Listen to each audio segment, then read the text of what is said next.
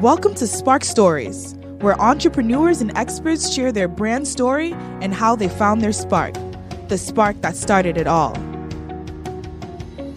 Hi, welcome to Spark Stories. This is Clarissa, and I'm your host for today. And in the studio, we have Miss Nicole Mitchell with HR Biz. How are you doing today? I'm doing great. Thanks. How are you? All right. We also have Miss Ebony Johnson in the studio with us. How are you? I am great. How are you? Good. It is the first day of July, the second half of the year. You guys got some new goals set up? I do. Oh, share. I love goal setting. So one of my goals is that doing things like this, I'm going to get myself out there. I'm very logical and technical, but the creative side isn't always my strong suit. So my goal is to push out more of that in the half of the year. Half of the year. So you're going to be more creative. Yes. So you're going to start, does that include social media or any other exciting things? It does. Social media, especially making sure that I'm posting consistently and using this kind of platform and opportunity to really get myself out there. People understand what I do, not just that it's HR stuff going on. Just not HR. So what's going on in the world of HR? Oh, lots always going on. The big things that everybody knows about, the Me Too movement, harassment, even just the gig economy, as they said, a lot of people like us being consultants and freelancers. So understanding what's going on and how that applies, especially to small businesses. Oh, that's really important because a lot of, like I said, the headlines are buzzing with the Me Too hashtag or the buzzword. So how does that really apply to small businesses? Most people think it only affects the big organizations. Right. Which is the misconception about a lot of things that happen in HR. And it especially applies because you have closer relationships in the small business world. Mm-hmm. So people get a little comfortable, and it's not until somebody says, okay, well, yes, I have a problem with that. And again, from my perspective, there's not always an avenue or a forum to get that addressed. So it's the owner talking to the very close friend or someone, and not really a process or a procedure. And how do I go about investigating this and making sure I'm treating it appropriately and taking good action, because that person may decide they're going to go outside the business to get their resolution. Wow. So we jump right into things. Why don't you tell us who you are as a company so you can guide us through those HR policies? Sure. So HR Biz is a consulting company for small to medium-sized businesses. And what we do is provide that service that usually, as you said, used to in the big companies having an HR department. But as a small business owner, you either can't afford to put that whole staff out there, or you don't need to have someone doing that. So what we do is provide very custom solutions depending on what you need. It may just be a handbook to get policies set up, or literally having an HR person by your side. So we customize, sit down, what do you need? Where are you in your business? And then decide what are the things that are going to be most beneficial. But people think of, HR as payroll and, maybe benefits if you were a bigger company, but there are a lot of things that you still have to do aside from getting a payroll company, getting a lawyer, and, off you go with your business. So would you recommend a small startup that maybe has 1 to 2 persons in their office or in their space to use you as a service, or we would need 3 or 4 employees? No, we can start as small as 2 employees is really the benchmark, only when people are looking to offer benefits, which sometimes doesn't come until later because companies will require to have at least 2 employees. But just the basics of having 2, 4, 5, you still have all of those requisite things to put in place. So it's not really the size of the company, more of the needs, especially if you have customer service or things going back and forth with other businesses as well. Okay. What type of, I know you spoke of being efficient and being customer centered. So how are you working as a consultant? Are you working in the practice with them, or they're coming to you is more over the telephone? All of the above. Okay. So the beauty of HR, again, it can be very virtual. We can do consultation, Zoom meetings, or, other opportunities where we need to just have some conversation about documents. At other times, like I said, I can be the side-to-side partner and actually come and sit in the office. Uncomfortable conversations. Sometimes owners want to just be one step removed from it. So I may be the bad guy, come in and say, okay, let's sit down. Let's have a performance conversation. Or the other side of it is that, do a training for the employees. So when you want to roll something out that's new or something that's changing in policies, have somebody who understands how to deliver it and, sit right there with them and get an opportunity to ask questions. Okay.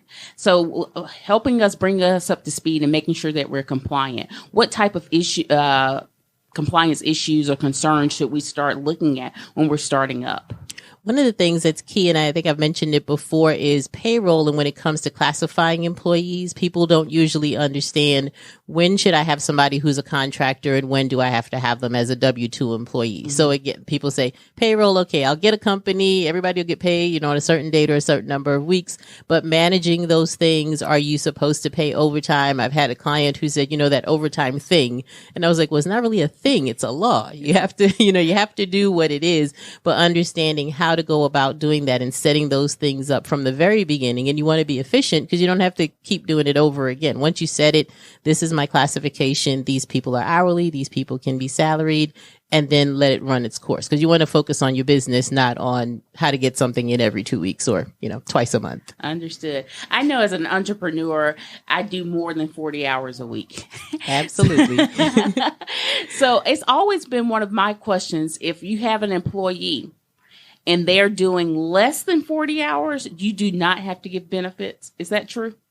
That's depends on the situation kind of question. Okay. So you can set as a company what your benefits policy is going to be. You can say people over 30 hours are eligible for benefits or over 40. And as long as you're consistent with that, then when the person comes in, they know what they're eligible for. So if they're less than 40 hours, you could still, from a owner perspective, say, well, if they're 30 and above, because they're almost full time, quote unquote, then you want to offer it to them. Now, the IRS, on the other hand, with the whole Affordable Care Act, will say how many full-time employees do you have or full-time equivalents, and that will make some benefits, eligibility. But as the owner, it's up to you when you decide when you want to start offering them. Wow, this is a lot of knowledge.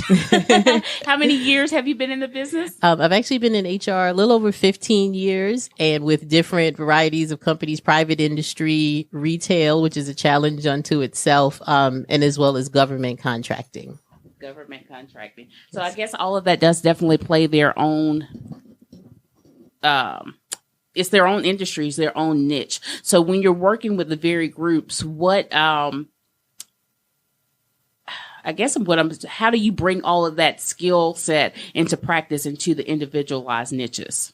And so that really comes back to the amount of work that needs to be done and what type of services that they may need. So especially, as I said, retail is a land unto itself where there's a lot of scheduling and is the person, working in their capacity, where you have other private industries. So I've worked in healthcare, and I was a corporate employee for a long period of time. So that itself brings in the, what do you do as far as patient information, and then people managing IT and all of those things. So bringing the knowledge of, you have to have a basic knowledge of the legal parts, the representation, the regulation, all of that, but then understanding what the culture is and what the needs of that industry might be. Okay. So what made you go down the path of HR? Well, it's interesting. HR is actually my second career. I used to work in healthcare. I have a degree in biology, and I used to do genetic testing. And so people go, how did you go from a lab rat to to being in HR? And it was kind of an evolution. I saw myself going into hospital administration and then ended up more on the HR side. But it's to me, it's kind of the same logical problem solving. You have to understand what's going on. What solution do you apply to it? But I enjoy the interacting with people as much as, just doing the technical work I did in laboratories. So that's a lot of the journey of an entrepreneur. You start in one field, and then you go to something totally different and unexpected. Yes. And so the trajectory is always changing. What are words of wisdom or advice that would you give to someone who's just starting out for a small business and maybe have a career shift? I think one of the key things is really to understand what your skill set is and what your talents are. And for me, like I said, it was a kind of logical transition, even though it was a completely different field. I didn't go, as I mentioned earlier, I didn't go from something logical to something creative, saying, okay, now I'm going to, suddenly be able to come up with these visions, but understanding what your talents and your skills are, and then using that to apply, because that's the only way that you're going to be successful. And you're going to be passionate about it because it's what you enjoy doing. You don't feel uncomfortable, in the different settings. Right. Now, for a lot of people who are starting out, and even if it's just human resources, the term, when I was first starting out, was generalist. Has that shifted any? And is it more specialized now with a niche focus?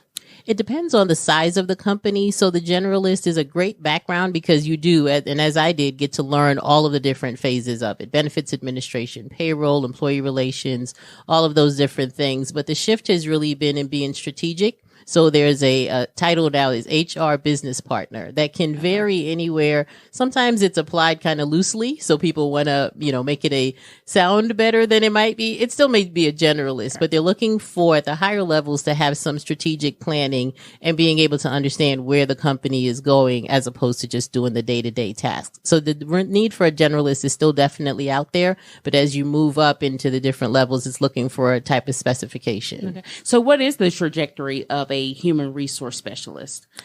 Really depends on the interest that the person has. Is that people get into the benefit side of it and they are benefits administration, and we'll continue on that path all the way from a generalist, HR manager, HR director, to being a VP. Goes, all the way up the chain to what level you want to be involved in with the people. Okay. So generalist is going to be very much more day to day. As you get to a chief human resources officer or a VP, then you're going to be more on the strategy and the policy side. Again, usually with the larger companies, but the opportunity is there to kind of find your niche. Compensation, payroll, transformation is a big thing now where companies are looking to change the culture and have someone to kind of lead that whole charge. All right. So I guess as you've journeyed along as the generalist up into the director and now going back into a consulting world, you're working one-on-one with clients. Right. What reward does that bring you? For me, that's really the satisfaction of seeing that this move that we made and the things that we put in place help that person with their success. It's not just shuffling the paperwork or kind of giving an idea and seeing where it goes. Literally, we've hired someone for the company to move it forward, or we've put policies in place that are going to make sure that you're in a better place. The next time you have to do something. It's streamlined it. It's given you some freedom, gave you some time back. Because people go into their business for what their passion is about, not about the back end or the office things that you end up doing instead. Sure. So you have to share with us like one of those compelling stories, something where you really felt or saw immediate impact. Do you have one that comes to mind? I do actually. I have a client who she is an owner of the business, but not necessarily in the industry herself. Okay. So it's been part of a challenge of saying, okay, I almost have to learn it as I go along. And so what I was able to do is just sit down with her, and there were resources that she didn't know that existed. So she's looking, I needed to get an intern, she didn't even say an intern. I need to get somebody who's going to be able to help me do some of this stuff.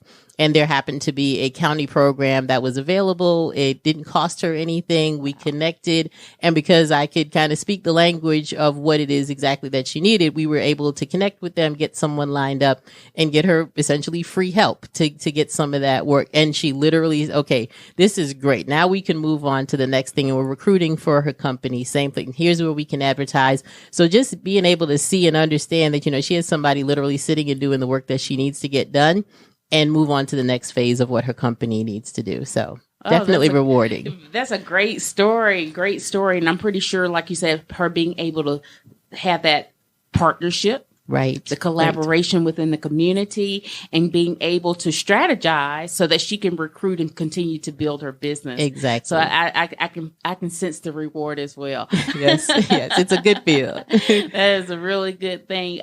Do you have any major events that are coming up? How can we connect with you? So my website is www.hrbizgroup.com. I'm on social media, HR Biz ATL, and also my Facebook page. So I don't have any major events coming up, but I do like to participate.